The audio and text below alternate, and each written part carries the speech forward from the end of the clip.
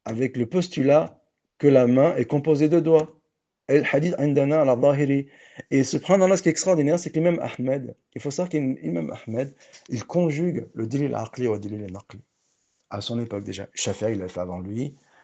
Et ce qui est extraordinaire chez l'imam Ahmed, c'est qu'on a l'impression que c'est un hachawit, en tout cas on le dira pour ses élèves, peut-être même qu'on le dira pour Ibn Khuzayma, et qu'en réalité, l'approche de l'imam Ahmed, elle est au summum de l'intellectualisation de, du dogme. Elle est au summum de l'argument rationnel. Et c'est, paradoxalement, c'est ce qu'on appellera, moi j'aime les paradoxes. J'aime beaucoup les paradoxes, moi j'ai beaucoup de paradoxes, notamment je fais énormément d'erreurs et d'imprécisions et de, oui, d'imprécisions, voire j'ai un niveau d'arabe très faible, donc c'est encore un de mes paradoxes. Donc j'aime beaucoup les paradoxes, et si ce paradoxe, il est extraordinaire, c'est qu'à première vue, la charte du traditionnalisme, j'allais dire les sifrat tout ça, والحديث عندنا على ظاهره. Donc, merci de me l'avoir rappelé. Wal-kalam fi bid'a. On dirait que c'est un postulat qui est primaire, propre aux hachawit, les littéralistes qui ne comprennent rien du tout. Mais en réalité, c'est au summum de l'argument rationnel. C'est le comble de l'argument rationnel. Simplement, il ne s'entend pas, il n'est pas en phase avec la logique grecque. Et il est là son crime, c'est de ne pas s'entendre avec, de ne pas être en phase avec la logique grecque. Donc, pour eux, l'homme est composé ou précédé de ces deux parties. Donc, un animal raisonnable. Ici, toujours et encore le même verdict. On enfonce le clou. Cette forme de composition est purement fictive et n'a aucun lien avec le monde extérieur. C'est pour ça que le kelem fi bida. Parce que le kelem, il ne place pas la révélation face à ses contradictions. C'est que le kelem, il s'inscrit en porte-à-faux avec la révélation. Pourquoi? Parce qu'il est faux, en l'occurrence. Et non pas parce qu'il dévoile des choses qui, euh, qui, euh, qui, qui mettent à mal la révélation. Donc il dit ça dans Majma al-Fatawa. L'istifsal, le fameux istifsal, quelle est ta définition de la composition? Ainsi, la meilleure façon de comprendre cette forme de composition est d'en venir à l'istifsal et demander à nos amis philosophes ce qu'ils entendent par le prédicat. L'homme est un animal raisonnable. Que voulez-vous dire par l'homme, par homme? Est-ce l'un des membres de l'espèce humaine ayant une réalité extérieure qui se distingue des autres membres? Ou bien est-ce l'homme avec un grand H et qui n'a aucune réalité absolue? S'ils répondent qu'ils veulent le premier, nous répondons que nous venons de faire un pas. Nous venons de faire un grand pas. Qu'est-ce que tu entends par doigt? L'étape suivante consiste à vous demander, est-ce que vous entendez par l'homme est composé de l'animalité et de caractères raisonnables? Est-ce une composition de substances qui sont des essences existant par elles-mêmes? C'est phalatosophe. On est en plein dedans. Désolé, ce n'est pas un procès d'attention. Ou bien est-ce une composition d'accidents qui sont les attributs dont l'homme est doté? C'est incroyable, on est en plein dedans. Si vous dites que l'homme est composé de deux substances qui existent par elles-mêmes, nous répondons que vous dites n'importe quoi. C'est n'importe quoi de dire dire que les doigts sont composés de la main, cela implique la partition. C'est ridicule. Et pourtant, tu te plais à vouer tes adversaires en ridicule. Tu dis que tes adversaires sont ridicules, ils sont stupides. Et là, tu mets en avant un principe qui est ridicule. Et pourtant, il est monté en épingle comme quelque chose d'extrêmement intellectuel, d'extrêmement rationnel, qui bien sûr qui épate les esprits. Mais si on le décortique, il est ridicule. Et surtout, il s'oppose à la révélation. Mais le fait qu'il s'oppose à la révélation, c'est pas parce que les tenants, les partisans, les défenseurs de la révélation, ils sont hachaouis, ils ne comprennent pas ces élucubrations ridicules. Non, c'est parce qu'en eux-mêmes, ils sont ridicules. Si vous dites que l'homme est composé de deux substances qui existent par elles-mêmes, nous répondons que vous dites n'importe quoi. L'homme est un corps sensoriel, ayant la faculté de croissance, animé par une volonté et doué de la raison et de la parole. Le cheval est un animal hennissant, mammifère, ayant ses propres caractéristiques. Ces caractéristiques ne sont pas des substances différentes, mais elles décrivent une seule et unique entité à l'aide de divers attributs. Pour preuve que vous dites n'importe quoi, c'est que ni vous ni moi ne sommes composés de deux substances, l'une animale et l'autre raisonnable, c'est Ibn Taymiyyah qui parle. Et cela, vous le savez très bien. Mieux, vous dites concrètement, mais sans vous en rendre compte, que l'homme est composé de trois substances qui existent par elles-mêmes. Lui, déjà, la substance animale et la substance raisonnable. On pourrait appliquer ça à la Trinité. Vous êtes obligé d'en arriver là, car vous avez conscience également que, contrairement aux accidents, les substances existent par elles-mêmes. En revanche, si vous dites que l'homme est plutôt composé d'accidents qui sont les attributs dont il est doté, alors là, nous disons oui, animal et raisonnable sont deux attributs de l'homme. Nous vous félicitons pour ce grand pas, mais arrêtez de dire que les attributs sont des parties avec lesquelles l'homme est composé. Ah bon? Les doigts, la main. Arrêtez de dire que les attributs sont des parties avec lesquelles l'homme est composé. Des attributs qui sont antérieurs à lui et qui le maintiennent dans les deux mondes imaginaires et réels. Quand vous dites que la partie précède le tout et que le simple précède le composé, etc., vos ouvrages regorgent de ce genre d'équilibration. Dans les ta'arud, l'aql wa an-naql, ça va nous obliger à étudier ton livre, Akhil Karim. Ça sera une prochaine étape. Gardez juste à l'esprit que les substances ne sont nullement composées d'accidents et que les attributs d'un être ou ses accidents ne sont dans le monde réel ni antérieurs à son existence, ni à sa matière. Car tout le monde sait que c'est impossible. Vous-même, alors que monsieur dit c'est impossible que Dieu soit composé, vous-même, vous reconnaissez que les substances ne sont pas composées d'accidents.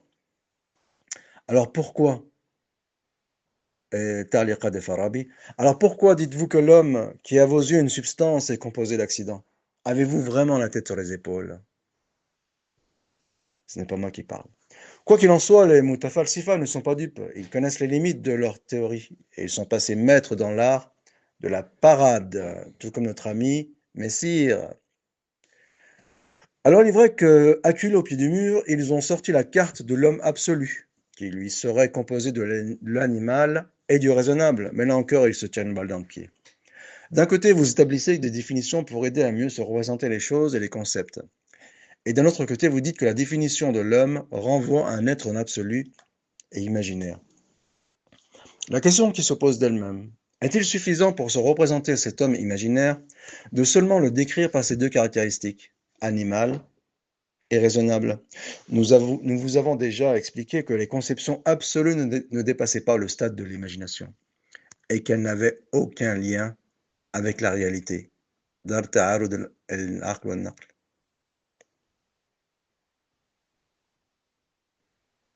C'est un commentaire. Nous avons vu également que les mutafalsifas s'étaient insurgés à raison contre l'homme idéal de Platon, qui n'est qu'une entité abstraite. Comment pourrions-nous alors nous représenter les attributs essentiels de l'homme si nous ne sommes pas en mesure de nous représenter sa propre réalité? Ensuite, ces mêmes mutafalsifas n'accordent que deux attributs à cet être imaginaire animal et raisonnable. C'est tout le problème de la théorisation des définitions philosophiques. Je répète, c'est tout le problème de la théorisation des définitions philosophiques. Pourquoi? Parce que nous sommes hashawi. والحديث عندنا على ظاهره والبدع فيه والكلام فيه بدعة. Et si ce n'est pas un aveu d'impuissance lorsque l'imam Ahmed dit cela. Non, c'est parce que leurs définitions, elles sont absurdes, elles sont irrationnelles, elles sont purement virtuelles et mentales. Donc, d'un côté, ils nous disent que les définitions sont le seul moyen de se représenter la chose définie. Et on me demande, apporte-nous ta définition de la composition. On est en plein formalisme. Donc, c'est-à-dire qu'il faudrait qu'on dénature les textes sous prétexte d'être rigoureux en matière de définition. Ça, c'est encore une fois un sophisme qui a pour vocation, bon gré mal gré, de dénaturer la tribu des doigts. Et nous sommes généreux lorsque nous parlons de la tribu des doigts, mais nous disons cela par condescendance et nous allons avancer avec notre ami par palier, de manière à ce qu'il puisse respirer encore.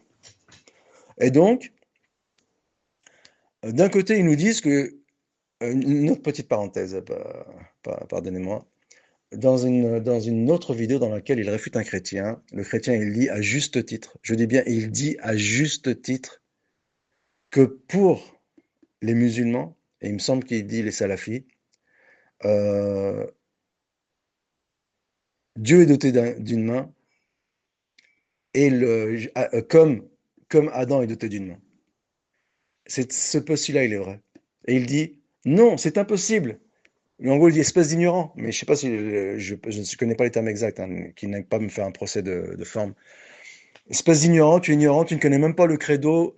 Il n'y a aucun musulman, aucune tendance musulmane dit ça, ni les Mu'tazilites, il dit que ça, ni les Mu'tazilites, ni les Salafis, ni les Athari. Alors déjà, on aimerait bien connaître la différence entre les Salafis et Athari, c'est pas grave. Et en fait, ici, il y a un lups, parce qu'il s'agit ici de dire que Allah a la même main que Adam. Et si tu dis Allah a une main comme Adam, c'est-à-dire de la même manière que Adam a une main, ici, ce n'est pas de l'anthropomorphisme. Continuons. Donc, d'un côté, ils nous disent que les définitions sont le seul moyen de se représenter la chose définie, et ensuite, ils nous disent que les deux seules descriptions possibles qui conviennent à cet homme absolu sont animales et raisonnables. Mais pour pouvoir l'affirmer, il faut se le représenter. Et pour pouvoir se le représenter, il faut déjà le définir. Nous sommes donc dans un cycle infernal. En fait, à l'époque, j'avais traduit comme ça, de site infernal, c'est de Rad al-Mantaqiyin d'Ibn Taymiyyah. Et comme son nom l'indique, il répond au logicien du Kalam, ou le justicien, je ne sais pas comment on dit. Et désolé pour l'erreur de forme. Et donc, c'est ce qu'on appelle une pétition de principe. J'avais une pétition de principe, je vais donner un autre nom, donc j'ai oublié, bien sûr, je ne sais pas si c'est Erdal, tant pis, mais en tout cas, on retiendra que c'est une pétition de principe. Mais, petite parenthèse, rassurez-vous, nous allons vous aider à résoudre ce problème. Ibn Taymiyyah va les aider. En vous orientant vers l'utilité des définitions. Donc Ibn Taymiyyah ici, il est en train de fustiger. Il faut s'imaginer la chose. Il réfute Aristote, Platon, Farabi, Ibn Sina, Ibn Rushd, et par là même Thomas d'Aquin et tous les scolastiques de, de, de, de la période médiévale. Et Ibn Taymiyyah, il vogue au-dessus de cette mêlée. Il faut bien se représenter cette chose. Et en même temps, il réfute même leurs détracteurs, comme Razali, comme Razi. Et après, on va nous dire que Ibn Taymiyyah, c'est la petite broutille comparée à Razali et Razi. Je veux bien. Mais bon, les, les, euh, la réalité, elle montre autre chose, elle est tout autre. Mais petite parenthèse, rassurez-vous, nous allons vous aider à résoudre ce problème en vous orientant vers l'utilité des définitions. Une définition par définition ne sert nullement à se représenter un concept ou un objet, mais nuance à le distinguer des autres concepts et des autres objets. Il dit ça, Ibn Taymiyyah, dans quel livre? Irad al-Mantiqiyin. Eh oui, mais c'est des choses qui ne t'échappent pas, toi le surdoué. Ces choses, elles sont acquises pour toi. Voilà en un mot ce qui vous a longtemps échappé. Pour revenir au sujet, vous voyez que tout s'en mêle, mais vous voyez aussi que celui qui n'est pas capable de faire différence entre une entité absolue et imaginaire qu'il est impossible de se représenter et une entité particulière et réelle trahit une grande ignorance. Donc c'est pas moi qui le dis, Samir, au Messire. D'aller philosopher autour de la composition lorsqu'on dit que Allah est doté de doigts, si je retiens l'expression de Ben Taymiyyah, cela trahit une grande ignorance. Donc ce n'est pas moi qui dis cela. En outre, sans se représenter l'essence d'une entité, il n'est pas possible de se représenter ses attributs, ou ne serait-ce que le lien qui existe entre eux. Ce qui remet radicalement en question cette forme de composition. Rad al-Mantiqiyin, il s'adonne Rad al-Mantiqiyin. Donc, il est en train de réfuter le kalem. Et l'imam Ahmed, il dit c'est la parole de l'imam Ahmed qui est la charte de traditionnisme. Donc là, tu as raison, mais tu l'as mis dans ta description de ton compte Twitter. Quel paradoxe! Quel paradoxe incroyable! Donc, en admettant qu'il soit correct de l'appeler ainsi, ce qui est loin d'être le cas. Ce qui remet radicalement en question cette forme de composition, en admettant qu'il soit correct de l'appeler ainsi, ce qui est loin d'être le cas, c'est Ibn Taymiyyah qui parle, ce n'est pas le Hashawi que je suis. Quoique les philosophes la nomment ainsi par convention, c'est purement conventionnel. On, on n'utilise pas un vocabulaire conventionnel pour, euh, pour balayer d'un revers de la main le sens apparent des textes, sous prétexte qu'on serait des hachawis, des ignorants, quand même, comme dirait Blanco. Mais il n'en demeure pas moins qu'elle ne convient ni pour le Seigneur de l'univers, ni pour aucune de ses créations. alors elle n'a pas lieu d'être. Même si, bien sûr, ici, Ibn Taymiyyah, il parle d'autre chose, mais il y a des points communs. Comme dirait Messire, il y a ce qu'on appelle l'analogie analogue. La troisième forme, la composition de l'essence et des attributs. Nous y arrivons. Nous y arrivons. On ne veut pas me donner la référence de Sifal Atosaf, on va la trouver tout seul. Bien qu'il se le dise, notre ami. La composition de l'essence et des attributs. Nos maîtres penseurs musulmans, ici c'est de l'humour, refusent également d'attribuer ce genre de composition au très haut. Mais ils ne sont pas les seuls. Les Mu'tazilites s'en font les complices sur le fond, non sur la forme. Waouh! Les Mu'tazilites s'en font les complices sur le fond, non sur la forme. Ah, quelle découverte! Quelle découverte! Les Mu'tazilites s'en font les complices sur le fond, non sur la forme. C'est une sacrée découverte. La composition de l'essence et des attributs s'oppose pour les uns à la particularité d'être nécessaire. Tafaut el-Falasifa de Razali. Et pour les autres, à celle d'anciens. Shah al-Maqas et Taftazani. S'ils en arrivent à la conclusion terrible, ils en arrivent à la conclusion terrible qu'il n'a pas d'attribut. Mais le fait de reprendre le raisonnement en partie, cela n'intercède nullement en ta faveur, Akhil Karim. Bien au contraire. Ibn Taymiyyah a recours à deux procédés pour les réfuter. Le premier renferme deux procédés de l'art de la polémique. Ah, l'art de la polémique, c'est ton domaine, Akhil Karim.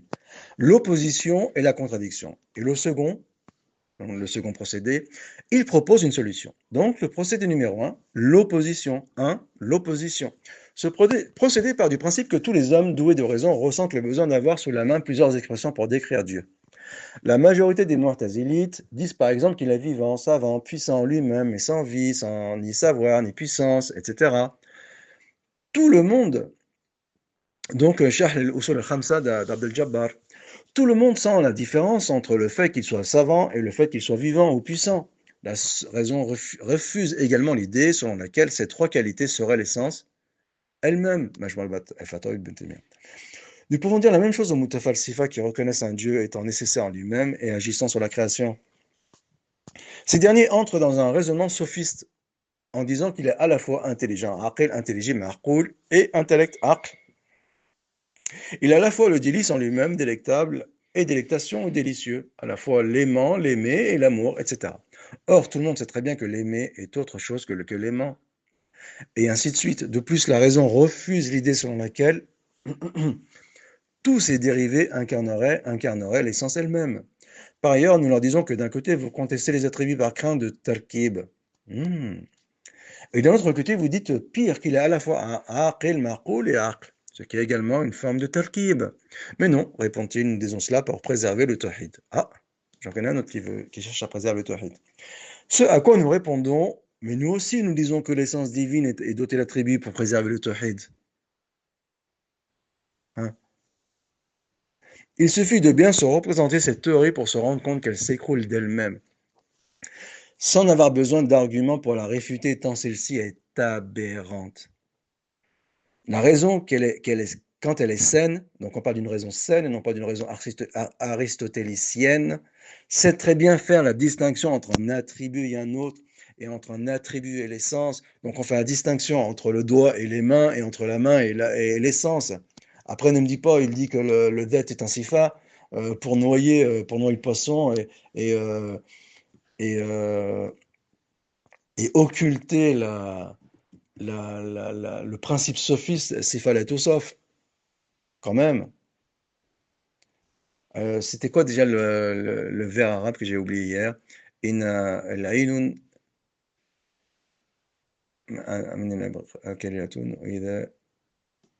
Ah, tant pis. Donc ça, en gros, c'est quand on est complaisant avec ce qu'on aime et on est beaucoup moins avec ce qu'on aime moins. Ces sectateurs tombent dans leur propre piège, puisque même reconnaissent un Dieu vivant, savant et puissant, qui sont trois caractéristiques différentes pour le décrire. C'est ce que je voulais exprimer, mais je l'ai dit de façon maladroite, dans un audio privé, rappelons-le. Donc ce sont des choses qui arrivent. Ça, il dit ça dans Sharh Hadith Nuzul, dans l'introduction. Donc c'est une, comment dire, c'est une erreur de forme. Mais dans le fond, dans le fond, si le fond, c'est de reconnaître que la main est dotée de doigts, eh bien, dans le fond, mon raisonnement il est juste. Ou en tout cas, ça ne remet pas en question mon raisonnement de fond. Mieux, l'être nécessaire qui se nargue de défendre est composé lui-même de deux caractéristiques différentes, qui que sont être et nécessaire. La contradiction. Vous reniez les attributs pour échapper au talkib. J'ai envie de dire, vous reniez les attributs tout en partie parce que c'est le philosophe, mais il y a ceux qui utilisent le talkib pour renier l'attribut des doigts. Et là, je suis généreux parce que je n'y intègre pas la main. On va le laisser souffler un petit peu. Mais cet être dont vous parlez perd sa particularité de nécessaire, étant donné qu'il n'a à vos yeux aucun attribut affirmatif venant le distinguer des autres existants. Vous videz les mots de leur sens pour échapper au talkib, mais le comble de la contradiction, c'est que vous videz en même temps l'être nécessaire de sa particularité de nécessaire. Quelle démonstration magistrale dans Majmou al-Fatawa. L'un dont vous parlez ne se distingue par aucune caractéristique, ce qui en soi est impossible. Ensuite, comment voulez-vous que l'impossible se transforme en être nécessaire qui réclame des attributs affirmatifs, vivant, savant et puissant, le distinguant des autres existants? Des attributs qui ne sont nullement synonymes entre eux, dans tous les sens du terme, et qui ne sont nullement synonymes à l'essence. Bah oui. On ne va pas revenir sur le Sifan al-Tosaf, les doigts et la main, c'est évident.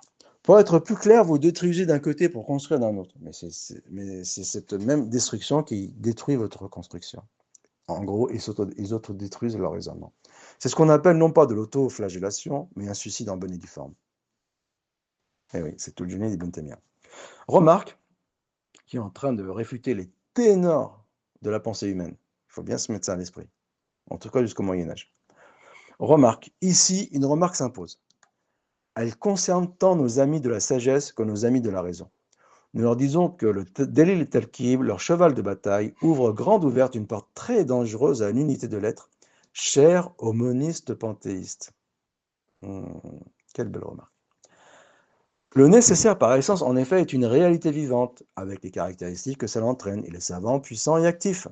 Cependant, nous pouvons trouver des êtres possibles ayant ces mêmes caractéristiques. Pas seulement dans la forme, mais aussi dans le fond. L'homme, en effet, est doté de la connaissance, de la volonté, de la capacité qui se transforme au nom en acte. Ce constat élémentaire nous amène vers un autre constat non anodin. Si on s'en tient au principe que tous les attributs divins sont les mêmes et qu'ils incarnent l'essence, alors on a le droit de dire que l'être nécessaire n'est pas différent des êtres possibles et que l'existence ne fait qu'un. Toi qui a fustigé avec brio un moniste panthéiste, auquel, entre guillemets, entre guillemets, tu as, sur lequel tu as jeté l'anathème, à juste titre ou non, c'est notre débat, mais ici je dis à titre affirmatif, non pas pour condamner. Donc, el-wujud, wahidan, ou wahidan, bil-ayn, la bil...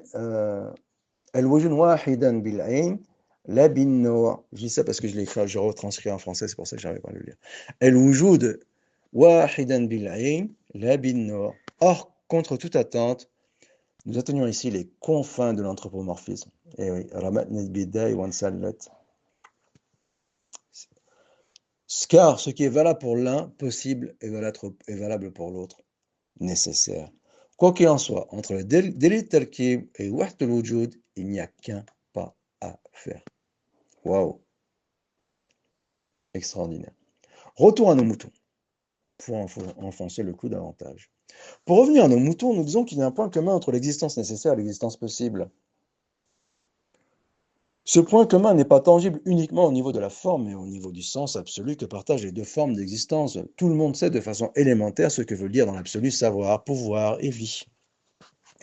Néanmoins, dans la réalité, chacun se distingue par sa propre existence, sa propre vie, son propre savoir, et son propre pouvoir. C'est élémentaire. Ibn Taymiyyah dit que cette règle de Qad al-Mushtarak, elle est élémentaire, et pourtant, elle est très confuse dans ton esprit. On en a fait la démonstration. Ces caractéristiques qui sont compréhensibles à l'entendement ne sont pas les mêmes d'une existence à une autre. Tout le monde sait que ce que savoir veut dire, mais personne ne connaît le savoir de Dieu qui pour nous relève des mystères de l'inconnu, en sachant que rien ne ressemble à lui, non qu'il ne ressemble à rien. Démonstration extraordinaire. Or, sans distinguer entre ces fameux points communs et les particularités de ces deux formes d'existence, ou en d'autres termes, si ces points communs refusent les particularités de chacun, on crée une fusion et une confusion grossière. Le nécessaire devient possible et inversement. En revanche, en distinguant entre eux, ou si ces points communs acceptent les particularités de chacun, qad al-muftara, qad al-mushtara, qui t'a échappé, il devient facile de comprendre que chacun se distingue par des particularités qui ne sont pas synonymes à leurs points communs. Nous pouvons dire alors que sous un certain angle, ils se ressemblent, mais sous un autre angle, ils sont différents.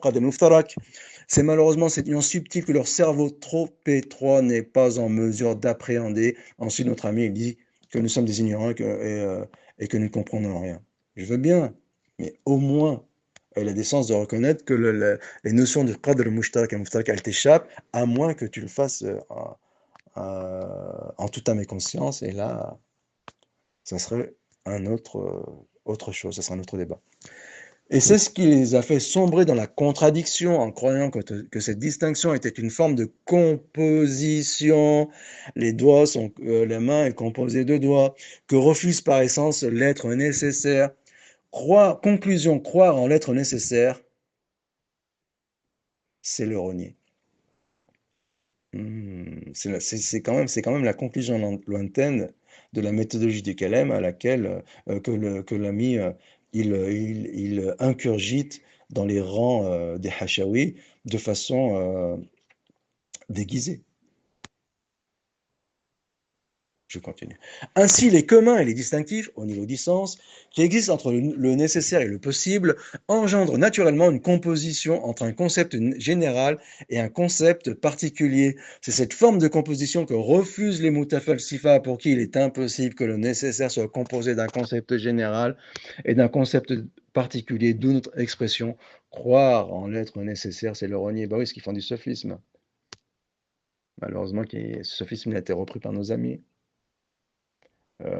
Sifal Tosaf, la main n'est pas composée de doigts. Attention, tu vas faire du talkib, tu vas faire la composition. Quelle est ta définition de la composition? Taïb, je vais te donner ma définition de la composition. On va arriver à quelle conclusion? Que la main n'a pas le doigt? Le procédé numéro 2.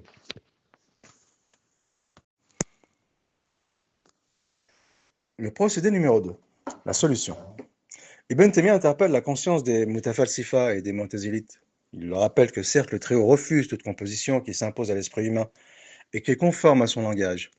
Cependant, le problème n'est pas là. Il se situe plutôt avec les innovateurs hérétiques qui ont élargi la définition du talkib en lui donnant une dimension philosophique. S'opposant au sens primitif du terme et allant à l'encontre de la raison la plus élémentaire. Donc ne me demande pas quelle est ta définition du talkib sous prétexte de l'istifsal de Taymiyyah, ensuite pour arriver à une conclusion qui est contraire à la vision taymiyenne. C'est des sophismes. C'est pourquoi l'istifsal ou l'istifsal s'imposent comme solution en leur demandant ce qu'ils entendent par talkib. La meilleure solution du reste, c'est pour échapper à la contradiction et à l'opposition des traditionalistes, c'est de tout simplement donner foi aux attributs divins, tout en évacuant toute ressemblance avec la création. C'est tout ce qui t'est demandé, Akhil Karim. Ne me demande pas la définition de la composition. On te demande de reconnaître, de donner foi aux doigts qui sont partie essentielle de la main. Appelle cela comme tu veux. الحديث عندنا على ظاهره والكلام فيه بدعة. Ne m'entraîne pas sur ce terrain-là formel. Je vous l'ai dit en préambule. Ça, c'est un discours qui est élitiste. Élitiste et exclusiviste. C'est-à-dire que celui qui n'adore pas à ces élucubrations qui ne sont pas accessibles à la plupart des gens, eh bien, il exclut des giron, non pas de l'orthodoxie, mais de la religion. Et ensuite, on inverse les propos, on dit, ah, bah, c'est Hachawi, ils excluent de la religion, ils excluent de l'orthodoxie, euh, ils ont la gâchette très facile pour exclure l'orthodoxie. Et alors, lorsqu'il s'agit de circonstances atténuantes aux Ash'arites notamment, et alors que même ils sont très prompts à sortir de l'orthodoxie, leur orthodoxie bien sûr, eh bien, les Hachawis. Encore un paradoxe. La quatrième forme, la composition du corps et de ses parties sensibles pour ceux qui voient que le corps est composé de monades. La cinquième forme, la composition du corps et de ses parties intelligibles, bien sûr en sachant que c'est une énorme absurdité, le monade, on est d'accord, comme bien sûr l'ont reconnu les ténors de l'acharisme. Le néo-acharisme, faut que je fasse attention à mes propos pour ne pas tomber sous la vindicte du bourreau de la forme. La cinquième forme, la composition du corps, c'est partie intelligible pour ceux qui voient qu'il est composé de la matière et de la forme. Le but de ces deux formes de Talkib est le même, soit de refuser qu'Allah soit doté d'attributs parfaits. Donc il faut comprendre les tenants et les aboutissants lorsqu'on s'initie dans un discours, dans un débat.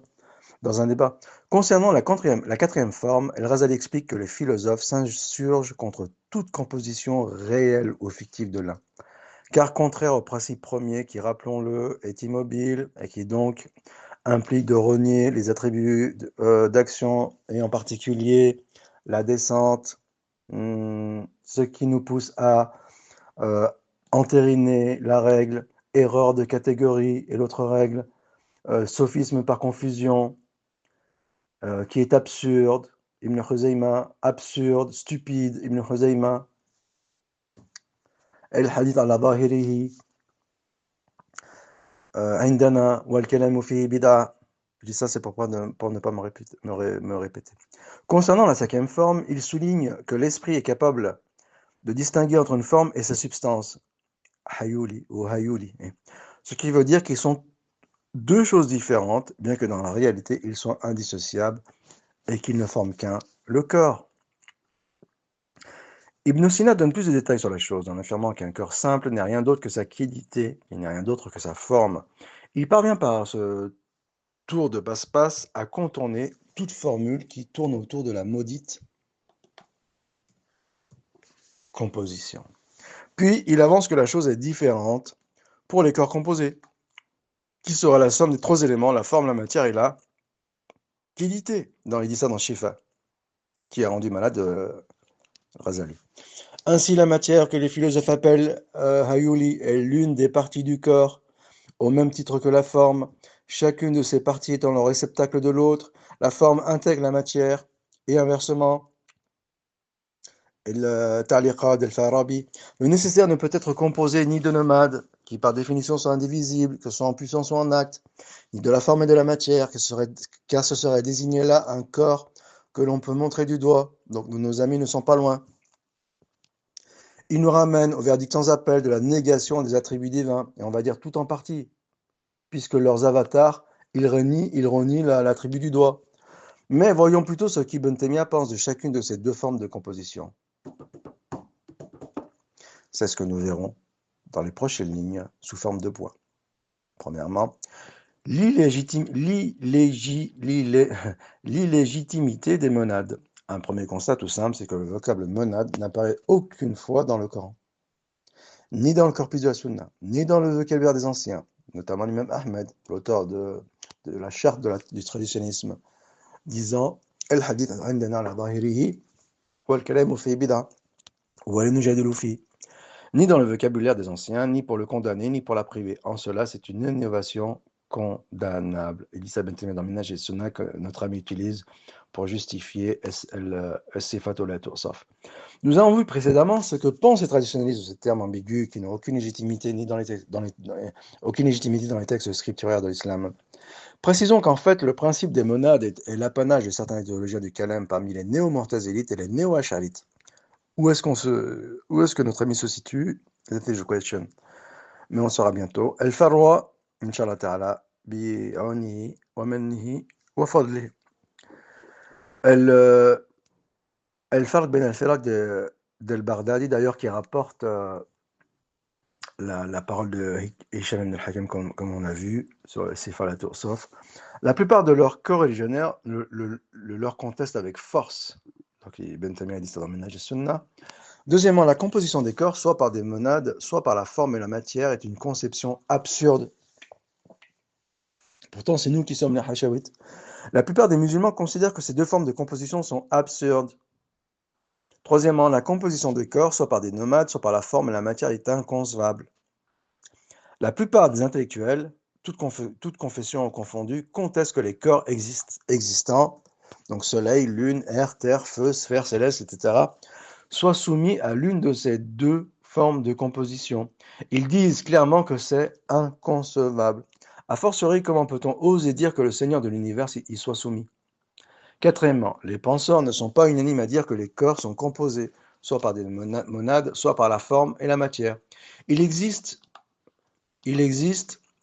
en fait trois tendances notoires sur la question. 1. Les corps sont exclusivement composés de monades, pour de nombreux adeptes du calem parmi les néo-mu'tazilites, les néo-ash'arites, mais aussi les maturidites. Selon eux, les corps sont divisibles jusqu'à leur plus simple expression possible, le monade ou la monade. Les corps sont composés de la forme et de la matière, deuxièmement, chez les adversaires des monades, à l'image de Nadram et de la plupart des philosophes. Donc, il faut voir Al-Sahaif al-Ilahiyya de Samarkandi. Pour ces derniers, les corps sont plutôt composés de substances jawhar à l'infini. Nous reviendrons sur le jawhar que l'ami a utilisé dans un passage de Jawab al-Sahya, nous y reviendrons plus tard. En d'autres termes, selon eux, le corps, Inch'Allah Ta'ala, en d'autres termes, selon eux, le corps est divisible à l'infini. Troisièmement, les corps ne sont composés ni des uns ni des autres. Cette tendance qui est la plus conforme à la vérité accorde au corps une divisibilité finie, mais sans reconnaître les monades, Manhaj Sunna, sans commentaire. La théorie des monades indivisibles est donc, à plus d'un titre, complètement fausse. Chaque chose existante se distingue en effet par des particularités qui lui sont propres. Il est donc impossible de restreindre une indivisibilité infinie entre deux modos. Pourquoi? Tout simplement parce que l'infini ne peut être contenu ni restreint dans le fini. En revanche, les corps comme l'eau sont soumis à une divisibilité finie jusqu'au plus petit élément possible qui se transforme en un autre corps. Oui, l'eau se transforme en gaz. Il n'y a aucun phénomène de divisibilité infinie, mais de transformation, de modification. C'est extraordinaire cette explication. Toute chose distinctive n'accepte pas forcément la divisibilité en acte. À un moment donné, cette divisibilité s'atténue et s'arrête pour passer à une autre réalité, l'eau et le gaz. Après, notre ami pourrait trouver des vices de forme dans notre exemple.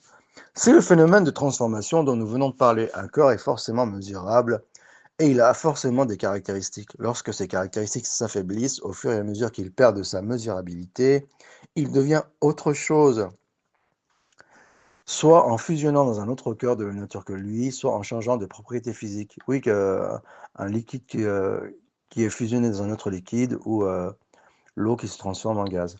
Comme une goutte d'eau qui se décomposant au maximum s'évapore dans l'air ou dans la terre, ou bien elle fusionne avec une autre eau de même nature qu'elle. Elle ne peut donc rester dans sa plus petite expression possible. Donc c'est ici il déconstruit la théorie des monades. Cette réfutation est valable aussi bien contre les partisans de la monade que ceux de la substance infinie, pour deux raisons. La première, c'est qu'à un certain point, le corps ne peut plus se diviser. La deuxième, ou la seconde, c'est que la division indéfinie est impossible dans la réalité concrète. Ainsi, la division maximale d'un corps ne peut parvenir à ses prétendues monades, étant donné que la plus petite partie possible d'un corps, après division, garde, malgré tout, certaines caractéristiques ou propriétés de son corps initial et une certaine mesure qui permet de la distinguer des autres corps. Ce constat laissa perplexe plus d'un penseur musulman en fin de parcours. Ils s'en remirent à l'évidence en faisant le constat amer qu'ils avaient passé toutes ces vaines années à construire la foi en Dieu sur l'existence de ces monades imaginaires. Pire, ces derniers excommuniaient tous les musulmans qui n'adhéraient pas à leur délire. On a dit qu'ils sont à la fois élitistes et exclusivistes. Et ensuite, on vient critiquer les wahhabites hachawi, qu'ils sont exclusivistes ou qui cafalent les musulmans. Aussi, ainsi termine en beauté la réfutation de ces 5 formes de composition que certains innovateurs hérétiques mettent en avant pour renier les attributs divins, j'ai envie de dire tout en partie, notamment l'attribut des doigts, pour dire que parce que la main ne serait pas composée de doigts. Notons que les 3 premières d'entre elles s'axent sur l'état, la modalité, contrairement aux dernières qui portent sur la quantité. Voir Safdi Ali Ben Temia, conclusion générale de ce chapitre. Il reste à poser la question de savoir s'il est possible de parler réellement de Talqi pour ces 5 formes de composition hérétique. En réponse, Ibn Taymiyyah explique qu'il est impossible de trouver une réalité qui existe par elle-même, qu'elle soit nécessaire ou possible, n'ayant aucune caractéristique, aucun attribut. Alors ici, c'est parce que c'est la vision maximaliste, mais dans la vision minimaliste, le talqib n'est pas valable pour les doigts qui sont à la composition de la main. Pourtant, ces mêmes hérétiques prétendent le contraire, soit que cette forme de composition est impossible, bien qu'en réalité ces désignations sont incorrectes, ils ont donc faux sur toute la ligne, c'est-à-dire tant sur le fond que sur la forme. Ce qui ramène au livre de notre ami. Notons également que la plupart de ces talqib sont perceptibles ou percevables, j'avais dit à l'époque, mais donc perceptibles peut-être plus adéquat, par l'imagination, mais impossibles dans la réalité concrète. Bah oui. Euh, Par imagination, on imagine que les doigts sont un élément euh, différent de la main, même si c'est pas vraiment ce qu'elle dit, mais c'est pour revenir aux doigts. Mais dans la réalité, il s'agit de deux attributs et non pas de deux entités différentes. Ce qui éloigne encore plus la pertinence de les désigner par le terme de composition pour en parler. Donc c'est un peu ce qu'il dit. Cependant, fort de ces analyses chirurgicales empruntées d'une aisance hors du commun, Ibn Taymiyyah joue leur jeu et se joue d'eux. Et oui, Ibn Taymiyyah, il utilise leur vocabulaire non pas pour valider leur négation des non-attributs divins tout en partie, mais pour la fustiger et pour entériner et pour donner plus de poids à l'acceptation et à la validité des non-attributs divins. Donc ce n'est pas ta démarche, Achille. Puisque toi, tu utilises le discours d'Ibn Taymiyyah avec euh, et c'est une véritable chutzpah, je vais l'expliquer. Sifalet Ossof pour dire que la main n'est pas dotée de doigts. Ta démarche n'a aucun lien avec Ibn Taymiyyah. Ne t'en déplaise. Et bien sûr, le but, ce n'est pas de t'offenser ou de te faire une présentation. C'est exactement ce que dit ton discours. Nous ne faisons que le décortiquer ici. Donc, Ibn Taymiyyah joue le jeu et se joue d'eux en s'adressant à eux avec le vocabulaire qu'ils comprennent. Donc, il descend leur niveau. C'est pas il monte à leur niveau, il descend leur niveau. Cette condescendance princière montre à quel point il maîtrise son sujet. Oui, c'est un être hors du commun. Mais c'est surtout une façon plus éloquente de tenir à la gorge ses adversaires. Et quels adversaires?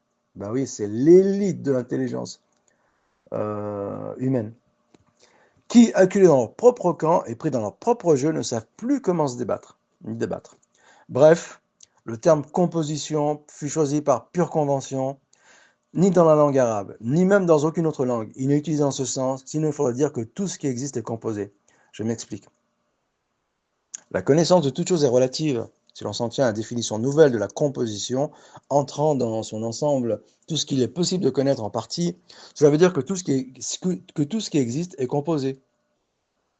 La langue n'utilise pas également talqib pour décrire ce qui se distingue par sa couleur, son odeur et son goût. Exemple, la pomme. Ces caractéristiques ne sont pas ses parties ni ses composantes. La langue n'utilise pas non plus le talqib pour parler de la hauteur, de l'épaisseur, de la largeur d'un homme. Elle ne dit pas non plus qu'il est composé de sa vie, de sa parole, etc. Mais en fait, ici, parce que le terme arabe, mais nous utilisons en français, peut-être c'est le cas aussi en arabe, mais alors ici, j'attends pour cette forme, qu'on peut dire que Dieu, il est doté d'attributs. Ces attributs, on peut les désigner comme des parties, mais non qu'ils aient une existence autonome, comme l'ex-suggère notre ami en parlant des doigts, mais c'est valable également pour la main, je suis désolé, mais pour dire qu'ils font partie intégrante de son essence. Donc il n'y a aucun danger à utiliser le talqib dont vous parlez ici pour dire, d'un point de vue linguistique et non pas d'un point de vue philosophique, que la main est composée de doigts. Elle ne dit pas non plus qu'il est composé de sa vie, de sa parole, etc. Donc je répète, la langue n'utilise pas non plus le talqib pour parler de la hauteur, de l'épaisseur, de la largeur d'un homme. Elle ne dit pas non plus qu'il est composé de sa vie et de sa parole. Il faut rendre à Ibn Taymiyyah ce qu'est Ibn Taymiyyah. Il était un encyclopédiste ayant dans sa boîte une mer sans rivage, un hérésiographe et historiographe hors pair. Il n'était pas un vulgaire obscurantiste ennemi de la raison, donc un Hachawi. Il ne faisait aucun complexe devant ses penseurs, qui sont l'élite de l'humanité. Il leur laissait le choix des armes. S'il voulait parler religion, il était là. S'il voulait parler philosophie, il était toujours là. Il était encore plus philosophe que les philosophes. Il avait l'avantage, fait extrêmement rare, de maîtriser les deux domaines. En l'occurrence, les confusions des uns et des autres ne remettent nullement en question la réalité des choses. Bah oui, Allah est composé de doigts, que vous le vouliez ou non. Et la main est composée de doigts, que vous le vouliez ou non. La raison ne s'oppose nullement à la révélation, à condition qu'elle soit saine. C'est pour ça qu'elle est au summum de, de, de la- de l'argument rationnel que de dire que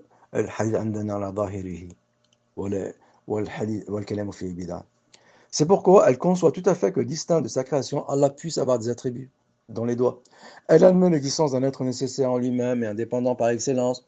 Elle oblige même que cet être soit vivant, savant et puissant, qu'il soit doté d'attributs inhérents à son essence, comme les doigts, et qu'il soit séparé de sa création. Les hérétiques n'ont pas le droit, au nom de la raison grecque, de se marginaliser, non seulement par rapport à la révélation, mais par rapport à la langue arabe et à celle de toutes les civilisations. Pire, ils n'ont pas le droit de s'opposer à la raison, la vraie, la raison saine et universelle. Eh oui, c'est pas la raison grecque, mon ami.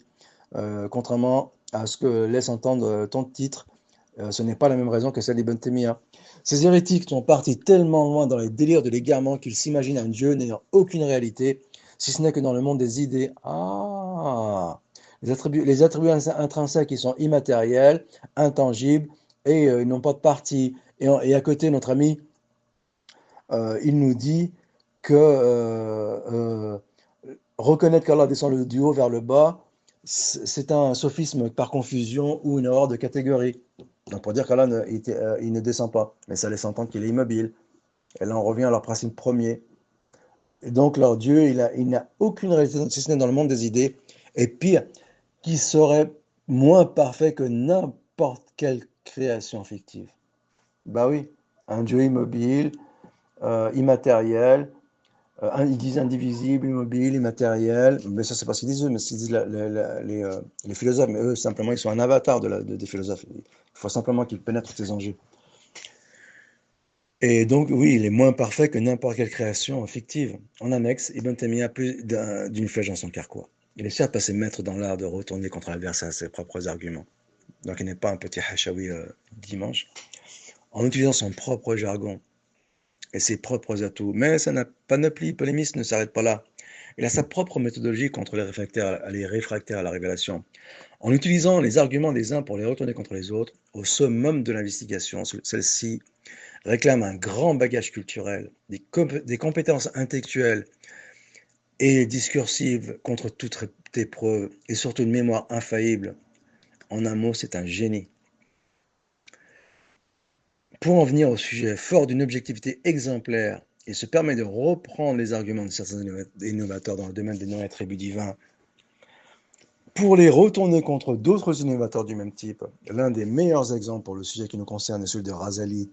Le Damascène reprit à son compte sa fameuse réfutation au philosophe Tahafut el-Falasifa, qui dévoile au grand jour leurs contradictions. Il est vrai qu'à son tour, Ibn Rushd prit sa plume pour prendre le contre-pied d'Abu Hamid. Mais Ibn Taymiyyah arbitra, du moins pour se rendre en faveur du dernier cité. Ibn Taymiyyah alla plus loin en se faisant son commentateur pour certains passages qui méritaient des plus amples explications. Donc, il y a un autre homme de qui Cheikh Ibn Taymiyyah reprit certains des arguments et qui avait une vaste connaissance de la philosophie de ses faces cachées. Familiarisé avec leur jargon, Razi était tout désigné pour endosser le rôle de détracteur du Talkib. Waouh! Car personne n'allait douter de sa crédibilité dans ce domaine. Son engagement à apporter de l'eau au moulin ayant plus d'impact, son nihat el-uqoul était à même de faire vaciller les réfractaires les plus résistants. Notons que Razi emprunta le même raisonnement que Razali pour affaiblir l'argumentation de l'adversaire, raisonnement qu'éprouva Ibn Taymiyyah, bien qu'il fût loin de partager ses idées.